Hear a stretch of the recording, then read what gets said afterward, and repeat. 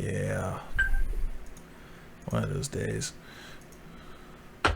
Yeah. Alright, hey guys, what's up? This is Final Savecast for July 31st, and welcome guys. I'm sorry, I do have Tyranny and Gamebox, I'll explain in a minute, but essentially everything today has died or blown up, so that's essentially what's going on here. So we're doing a sort of light podcast this week. If you're doing the audio version, you're probably not going to notice much of a difference besides the Gamebox quality. But other than that, we're going to talk about some news today and whatnot. But Jeremy, how you doing, man? I'm doing a little bit better. I'm still tired as hell from last night. Yeah, we play a lot of Overwatch. And we fix the camera. There we go. But, yeah, so basically this is what happened. I planned to do this at 3 today. I actually started setting up at 12. And then I started noticing, like, through audio checks and stuff, my headphones, out of all the times that they could have died like an hour before the show. So, left me scrambling for anything in the house that I actually have to use, and I'm using these crappy Apple EarPod things, or whatever the hell those are. And then we tried using Gamebox, me and Jeremy, and Gamebox, Google Hangouts, like we always do. Then that doesn't want to work today. And then I tried setting the stream up, and the stream didn't want to work today.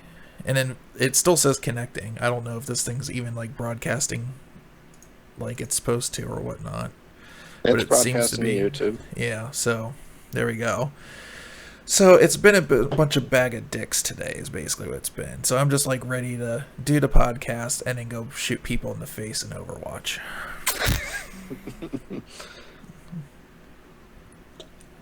But anyways, if you've been wondering what I've been playing this week, it's been Overwatch. It's mainly Overwatch. It's pretty much what it's been. It's just a whole bunch of Overwatch.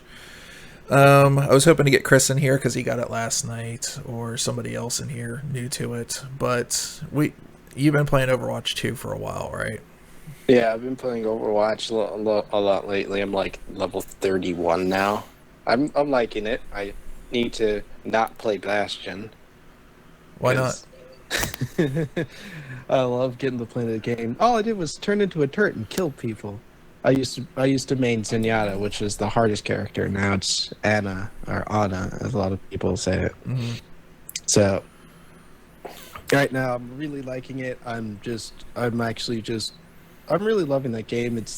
That's one of the primary games I'm playing, and I'm also playing Black Ops 3, and I'm only playing it because I want to, max out all the guns. At this point, every last one of them except for the SMGs, because only crazy people use those. Yeah. Well, hey, Death Charger and Zelda and Tridija. Yeah, I can't talk today. I'm just so done. But we had some good games last night, among some bad games. But we had some good ones. We had that one where I threw out that freeze from May, and then you just went in there and decimated everybody. Like the entire team, yeah. It was pretty awesome. Yeah. Cute. That was the best. Like, I'm throwing out my ice cube arena. I was like, I'm jumping in. That was fun. That was cool. When we pushed up, it was pretty cool. We had some new people joining us, and it seems like the thing that's really hard for a lot of people to understand when they first join that is you cannot go off and do your own thing. You have to stay with the group. You have to. You can go off a little bit, but you have to stay within an area, especially if you have somebody that's a healer like Mercy or something, because she's not going to be able to get to you, and you're just going to go off and get yourself killed, right? So yep. I noticed there was quite a few games last night. I kept on trying to iterate, guys, we need to group up together. We can't just be going out separately, and we can't be going off like on the other side of the map and stuff like that. So once we get everybody kind of like rounded in to figure out like in Overwatch, you really need to work as a team, move up as a group, and kind of figure out. It's okay to have somebody like on a high area sniping or something like that, as long as they're kind of like within range of the area. So like if they start getting hurt, they realize they need to fall back and get healed up and then go back forward again. Because like in my mind, like Overwatch, like you should always have your tank forward, pushing slowly. Snipers and people like Genji and stuff can kind of go off on their own, especially like what's her name, Tracer, can kind of go out and come back. But it seems like a lot of people starting off are not really watching their health or noticing it. There's not really anything on the screen to let you know that you're hitting critical, like right away. But it's like getting in that rhythm, going out, getting some action, coming back, getting healed by your medic or whoever in the back of the line, going back out in front of the line, and so on and so forth, and just constantly kind of moving as a unit. But I don't know. I guess we'll get there. Yeah. It's just breaking that Call of Duty mentality of you can lone wolf it. Yeah, you can't lone wolf it in Overwatch. Nah. Yeah. But I played some competitive this week too, and competitive is a lot better. It seems like people got a better handle on it in competitive than they do in just quick play. So yeah. So I had a lot of really good matches in competitive. But anyways, let's go ahead and talk about what's going on this week. I should say that's the only thing you've been playing, right? You haven't been playing, I guess, Call of Duty or. I've been playing a lot of Call of Duty. I've been actually mixing it up, and I've been playing Dishonored on my Xbox because I'm a cheap person. I will not buy it on the PC. And you know what? That game, like I heard there was a bunch of achievements you have to get. I was like, oh, you must not kill nobody. Okay. Yeah, good And luck I put with it at that the one. highest difficulty. I put it at the highest difficulty, and I go, I know in the ending I'm going to probably have to kill somebody, but I like torturing myself. Yeah, that's cool. Oh my god, I am like 2/3 of the way through the beginning part of the game. It's difficult not trying to murder everyone you come across. Yeah. Well, I don't know. I played Dishonored, and I just, you know me, I want to murder everybody. So that's the way I am. I don't care about the achievement. I just want to go through and rip people apart. So that's kind of the way I approached it.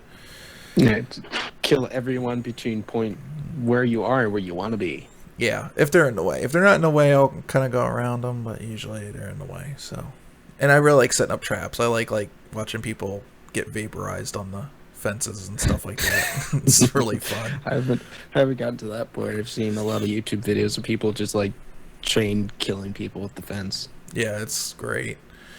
All right, so anyways, like I said, well, I didn't bring it up here, but let me look it up real quick. You guys let me know what you think, but there we go. Are they on Amazon? I can't afford a whole lot right now because of the way things are going PDX and stuff, but I'm probably going to pick these up. These are the Superlux HD 66 8Bs, seeing that I have a microphone here on the stand. I really like the convenience of having a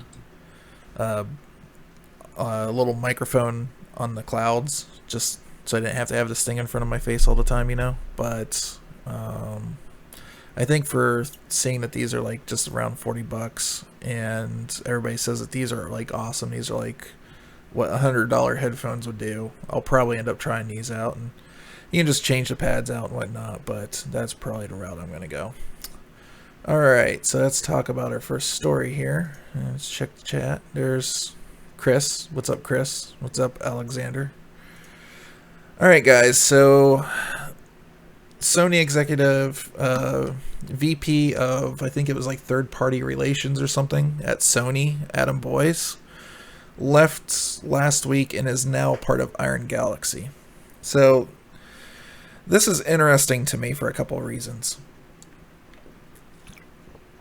As I'm losing my voice because I was screaming at the computer. So if you guys don't know who Adam Boyce is and why would I care about a PlayStation guy, he's part of the reason that we even have like the new like Grim Fandango on PC and stuff like that, in a weird kind of way. So when Sony bought LucasArts, they got all the rights to stuff like Grim Fandango and all that before, right? And I know like Tim Schafer, the guy created the game, like really wanted to get it back and like redo it or something like that and get like the rights back to his old games. Unfortunately, Double Fine's not a big company, so they didn't have like a lot of money to throw out there. And Adam Boyce was cool enough to say, hey, Sony's going to buy it for you, give it to you, and you just have to make sure out of all the consoles it's on ours first, which meant on PC, it also came out on PC at the same time, so we benefited as well. He's also the guy that was like, Why do we have to share our games online in this weird, confusing way like Microsoft seems to want to? That's just let people share their games. So he was the guy in the video that did this too.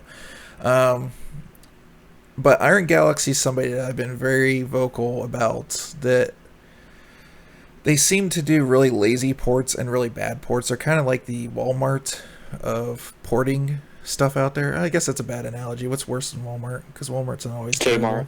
Kmart, yeah, they're the Kmart. Yeah.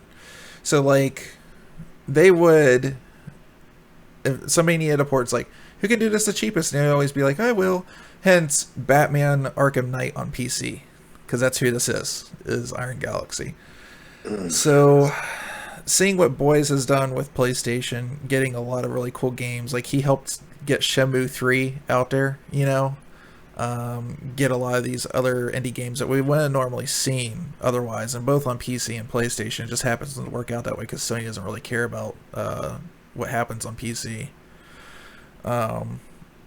This is a cool thing. Maybe he can actually turn Iron Galaxy around. Seems like they want to work on their own games and whatnot. So I have a little bit more faith now that we've gotten Dave Lang kind of out of the way. Now he's kind of like they call him like the founder or something. So he has like some say, but now Boys is the CEO. So hopefully he's going to turn around. We won't see any more bad ports of like Batman or stuff like that. So I don't know. What do you think, man? I think Adam Boyce is like a really great guy. I can obviously see him turn Iron Galaxy Studios around. I think most importantly that like the way he approaches things, is not like, well, who can do it the cheapest? Is can you do it cheap, but can you do it good? Mm-hmm. So I think when he brings his management techniques, I think I can see Iron Galaxy being a better porter of PC titles and makers of good games when they get to it. I hope I see more better ports come out of them, as well as a game or two. Yeah.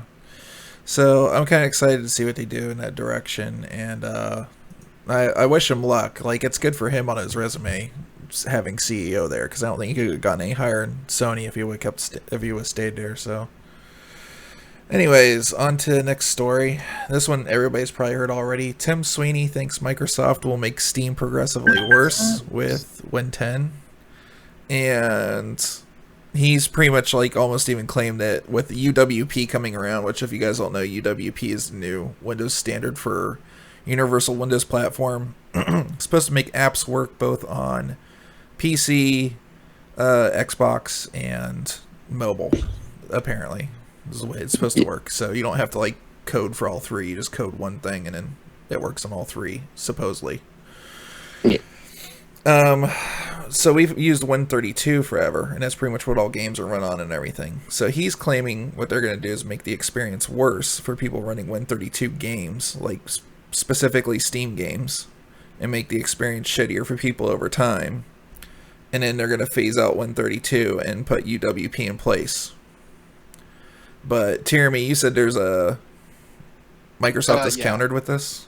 Yeah, Microsoft countered with his concerns with the the UWP is literally based off of Win32. They can't simply just straight up remove Win32. They'd have to create a whole new architecture to drop it on, and no one in the right mind.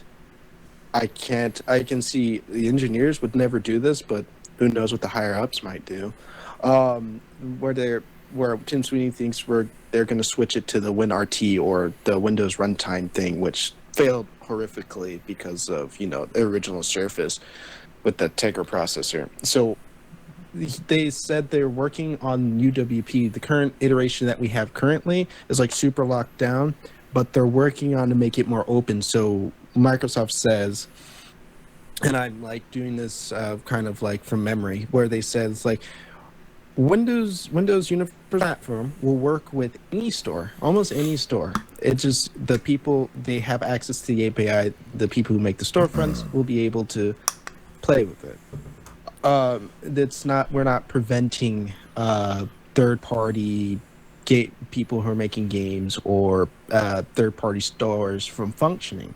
It's a better, more cohesive, doesn't look like a giant spaghetti monster of doom. So they're trying to streamline it, make it simpler. But I can see where Team Sweeney's coming from.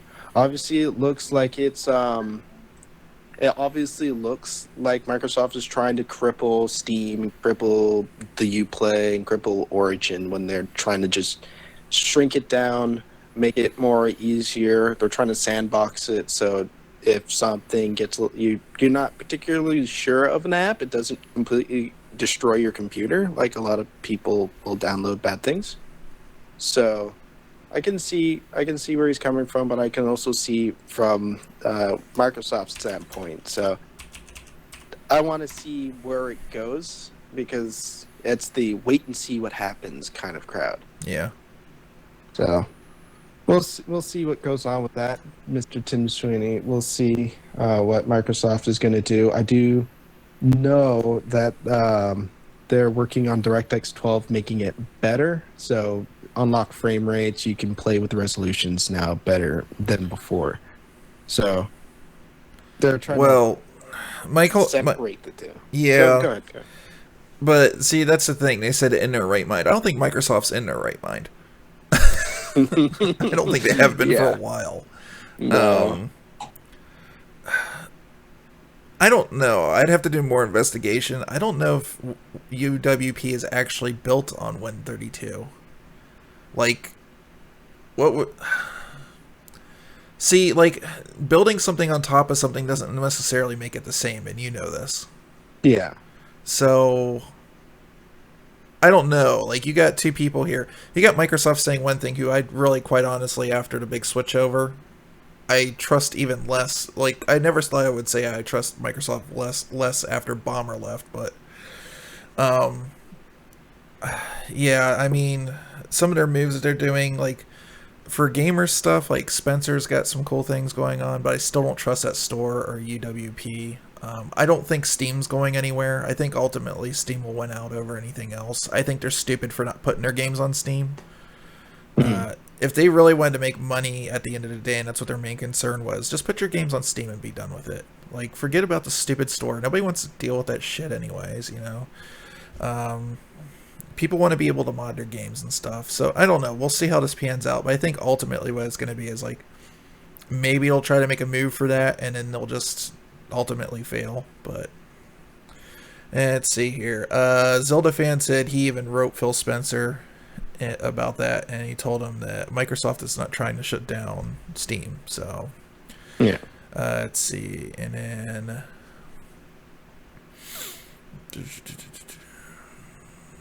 like it's like, and I don't think Microsoft is crazy enough to kind of aggravate, like, you know, not consumer, but, you know, Adobe and Blackmagic, because all their stuff is based on Win32.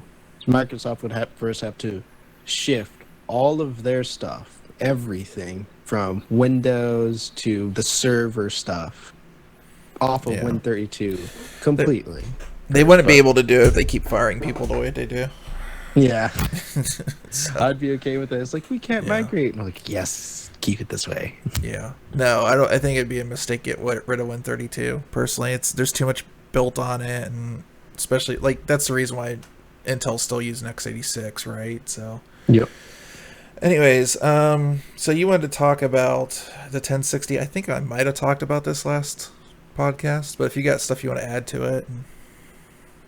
Well, I think I've looked at all the statistics for it now, and I go, and though the 1060 is really awesome, I'm not going to buy it. It seems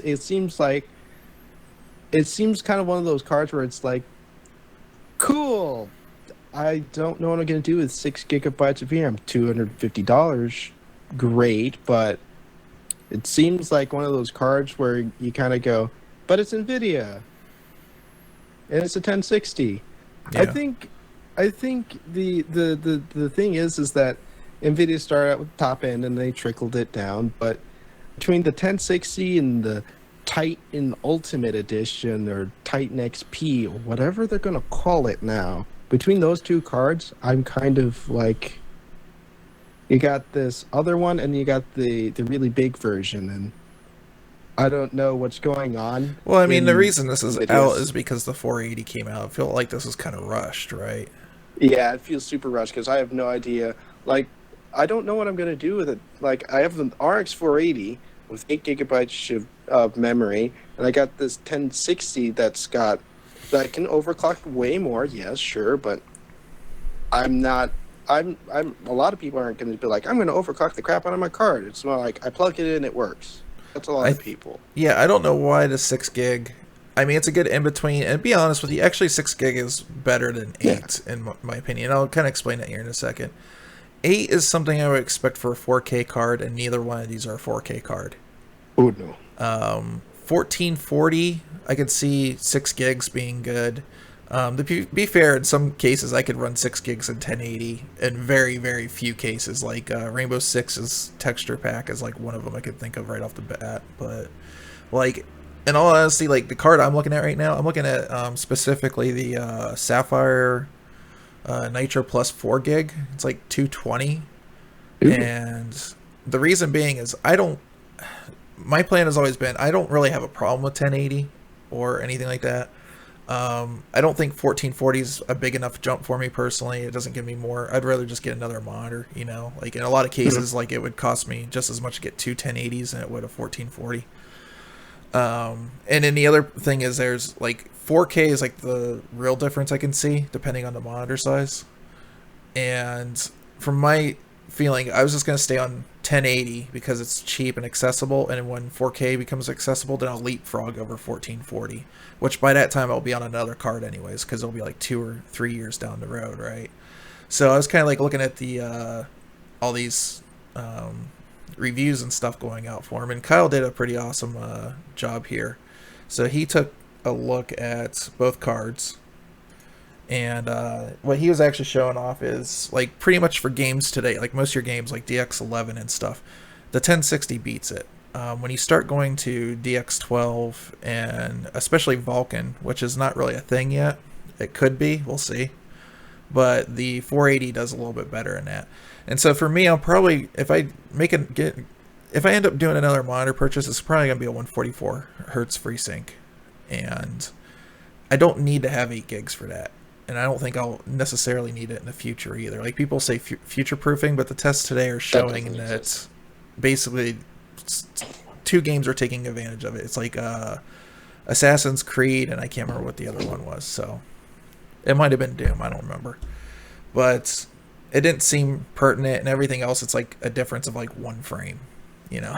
So yeah, it's like within margin of error. Yeah, even like in 1440 games out today, it's like a difference of like 1 frame in most cases. So I was like, am I really gonna spend 50 extra bucks for 8 gigs? It's probably never really gonna be used unless I have a 1440p monitor. So yeah, and yeah. I think the 480 is like an excellent 1080 card. If you wanted 8 gigs, you get the 8 gigs, and it's it's a great 1080 card, an okay 4K 1440p, and a 4K card. Mm-hmm.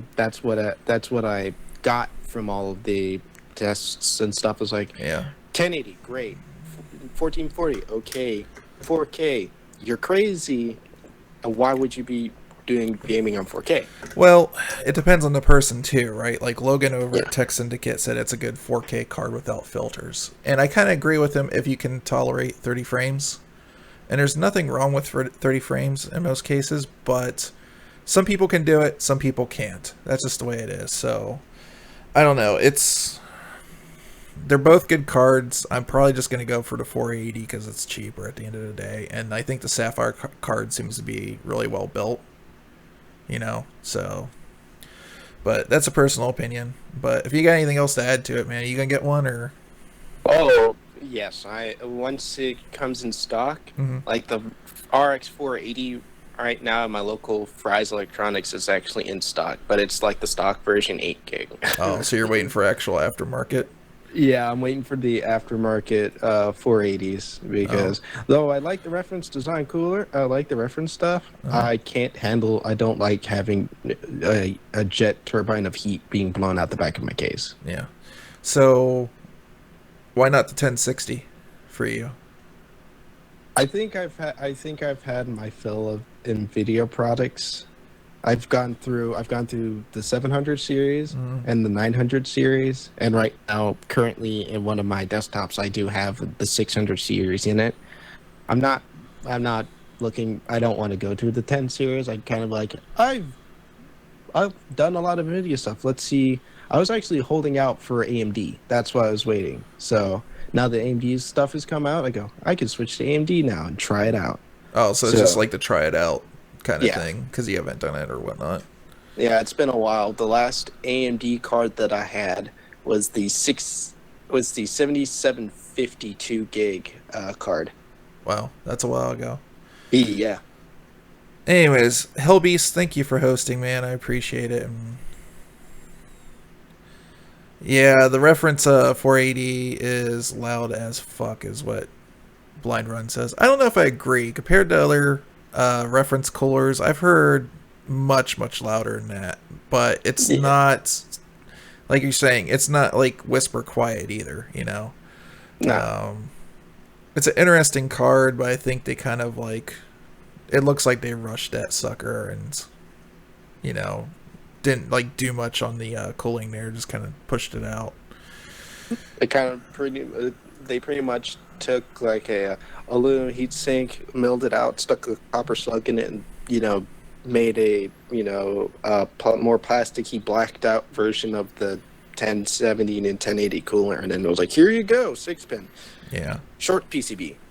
So I probably want to see an ITX version of a 1060, and that ITX maybe an ITX version of the 480.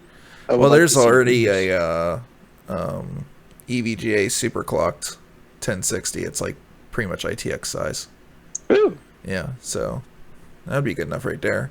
And I'm pretty sure you'll see it on the 482 eventually. I don't know. Sapphire made that 285 compact that I have, and I don't know if it sold well or not, but they didn't really seem interested in making another ITX after that. So Mm. um, I kind of see with like AMD, maybe just like expect to see like your basic kind of cards, you know, like what you would normally see, and like the kind of specialized stuff. Maybe Nvidia would have that more because they just have more of the market share, you know. So maybe that's the way it's going. Yeah. All right. So last little bit I have today. This is one thing I'm stupid excited for. This is the Sonic. They had a terrible event at Comic-Con that was really comical.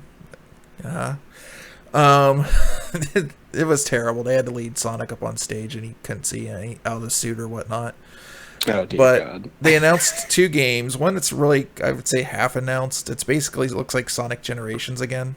But they announced this one. This is Sonic Mania, and this is actually a new game. So it has like a mix of old levels, like kind of like revamped and redone, and new levels and stuff. And there's like new boss fights and stuff like that too. So I think this looks extremely cool. I didn't actually grow up with a Sega Genesis. I didn't have a Sega Genesis until later on, and that's something that I really personally enjoyed. You know, like playing later on is like the Genesis. It was such a cool console. I wish I had first, if that makes any sense. Yeah, that makes Because total sense. I like with the Super Nintendo. When I go back and look at it, I played those games before in a lot of ways on the original Nintendo, and Sega was doing a lot of new things with their franchises and RPGs and stuff like that. So I'm kind of sad that I didn't get to experience it until after I got in the army, and then I got a Sega Genesis much later. But a lot of people like the shit on Sonic, I feel like, and I'll be the first to admit, new Sonic games are terrible. Like the majority of them. Sonic Generations, kind of okay, not great, but Oh no. the team that's making Sonic right now. So this is running. The dude that's working on this, Christian Whitehead, actually made a engine called the Retro Engine. And it was kind of like, what if instead we did polygonal graphics in the 32-bit area, we went on and made 2D games. And this engine's actually been used to do a native port on Windows of Sonic CD. So it's not like an emulator. It's actually Sonic CD running on Windows, and it actually has full 16:9 widescreen and all that. And they did an awesome job with that. And the fact that he's working on this, I have a lot of faith in it. I'm really, really looking forward to see what they could do with this. I mean, it looks like when you go back and look at the gameplay, it looks smooth as hell. It's just like butter smooth when it plays. Yeah, I actually watched that. I ignored that little part, and I was like, I want to buy this game. I don't care how much it costs. This is, Sonic back in, with the Sega Saturn. And my cousin owned a Sega Saturn. I played the everything shit out of Sonic. So I'm really looking forward to. I want to see when this thing, I want to see a release date and when it comes out and how much it costs, because I want to buy it. Yeah, for me, and I think the direction of Sonic, this is the way they need to go, right? Because Sonic it's one of those games where I think they've always been on the wrong mark with it. They're trying to make it AAA and sell it for $60. I don't think it ever needed to be that. They needed to keep it the way that it was and sell it, especially when the downloadable things started hit, like on consoles. They just needed to start making them that way, like they used to be on the Genesis, like slightly better graphics, whatever. And just make it like a $10, $15, $20 game,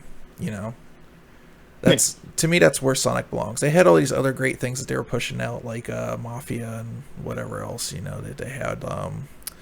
What is it? Binary Domain, I think, was like another one that they pushed out. So they have like other games that they did good that are $60 games that they can push out. But I think I said Mafia. Was it Yakuza? Is what I'm thinking about. But it was okay. Yeah. Yeah, it's sadly what a lot of people say about Sega games. They're okay. Yeah, it's okay. Yeah, I don't know. Games are a weird thing now. It's like, it feels like if you want that kind of feeling anymore, you get like a Nintendo, right? Yeah. And then you have these mobile games, and then you have like $60 games or $40 in our case, like Overwatch, or just like multiplayer only. It's weird. Like, games are evolving in a weird way that I don't know if I necessarily completely like. Yeah, like I can't find, I'm missing that single player experience kind of game. Oh, that reminds me. No Man's Sky. Soon. We're like less than a couple of days away from it on the PS4, and it's going to be releasing next week on the PC on the 12th of August. It releases for me in Christmas because I have to go to PDX Land. Oh, okay. No, I'm not. Probably it's the game where it's been surrounded by the universe has conspired to destroy this game and not preventing it from being released. Yeah. So I'm really excited to see what people have to say about the game. It's only going to be 6 gigs apparently. It's entirely apparently it's a 6 gig size game for a download, and with all of that, people are like, oh god. And then they actually says it was sound and music, and then here's the rest of the game. So it's majority of it's uncompressed audio, and the rest of it's probably just the actual game stuff. Yeah. But hey. Yeah. I don't know. Universe. We'll see how it goes. It's not all terrible, and it's not all good. I just wish we had arcades back, honestly. I have to go to a freaking LAN. Hang out with my own kind. I can't just go to an arcade anymore. Yeah. Anyways, guys, that's going to be it for this week. If you have any questions, go ahead and post them down below. I know Chris is going to be doing a stream pretty soon of, I think he said he's going to do Division today. So let me go look that up and drop the link for you guys on YouTube real quick. Okay, load up.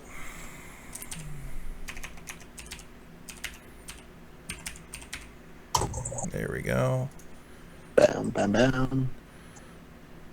And to let you guys know what's going on with my channel, so I wish I could show you guys without screwing up the shot. You're not going to see it anyways because it's shot into the light. So the whole Windows 10 thing ending the other day really hit me. With the keys ending, I just got the motherboard, and basically what I did is I reached out to other tech tubers and stuff like that, YouTubers. I wouldn't consider myself a tech tuber, but other YouTubers. And I said, do you guys have any motherboards in ITX format in this socket with these specs that you can sell? And Kyle said yes. So we worked out an arrangement, and he gave me a ROG board, one of the Impacts. And it was nice of him, and I checked it out, and it worked and everything. But then Windows 10 ending, I was like, is this going to be a problem with me getting a Windows key on this? Because, like, I'm on a very limited budget right now, right? And so I was like, screw it, I'm going to build a computer, put it in a micro ATX machine. So now I have this, like, postage-size stamp, like, computer. Because, remember, I have an ITX video card. I have, like, literally this, and even in a micro ATX case, it just looks like this little corner of the case is just like the computer now. It's ridiculous. So I might take a shot at that and put that on Twitter later. Don't make fun of my cable management because it's stupid looking. It's going to be in there for like a week, maybe 2 weeks. But I'm just waiting for a case for it to come in. And then when I do that, I will do a live build on Twitch. So I will tweet that out when it goes live. And then I'll also have like a video on YouTube with like a time-lapse video or something of the build and a quick review of the case and stuff. So anyways, we're gearing up. I'm going to be heading out with Chris to PDX LAN. We're going to go have some fun. I think it's his first LAN, if I remember. I don't think he's been to one before, so it should be exciting for him. And Nope. it's what? I said nope. He has never been to one. But yeah, it'll be a good time, and that's in November, and I can't believe we're getting ready for this crap already, but this is the way it works when you're planning this stuff. So, and then I will be back to streaming pretty much every other day next week. I had to wait for my cap to kind of clear out because I'm hitting the top of my cap. So, but yeah, guys, be sure to hit the links below on Twitch to see the channel and see what's going on. I put up a review of the Logitech G602, this mouse right here. You guys can check out Tierney on Twitch. Is it just Tierney? Yep, it's Jeremy on Twitch and Jeremy on Twitter. So Do you want to drop the link? Yeah, I can drop the link for Twitch. Cool. And I will catch you guys later. I will host somebody here. I don't know who. Chris, I don't know if you're streaming yet. Be a good time. Yeah, he's streaming right now. Okay, cool. All right, guys, have a good one. Thanks for coming out. Later.